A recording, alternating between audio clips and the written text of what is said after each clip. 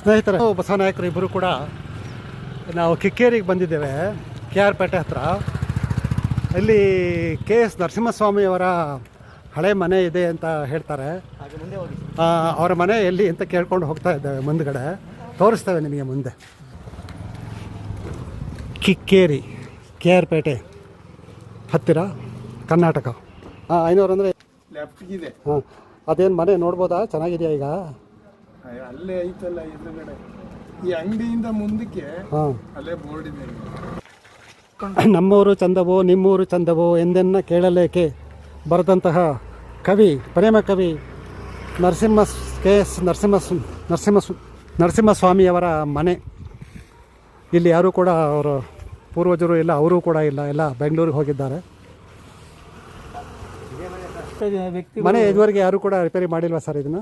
ಯಾರು ಮಾಡೋದು, ಯಾರು ಇದೆ ಅದನ್ನ ದುಡ್ಡು ಕೇಳೋದು ಗೌರ್ಮೆಂಟ್ ಅವ್ರಿಗೆ ಕೊಟ್ಟಿಲ್ಲ ಅಷ್ಟೇ.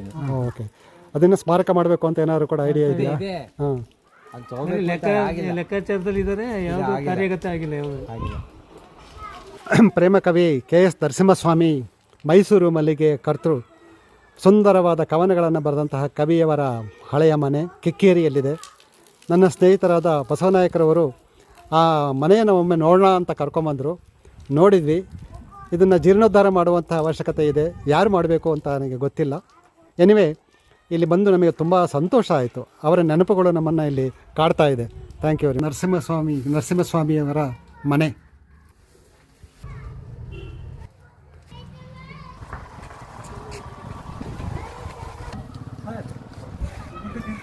KS ನರಸಿಂಹಸ್ವಾಮಿಯವರ ಬೀಗರ ಮನೆ.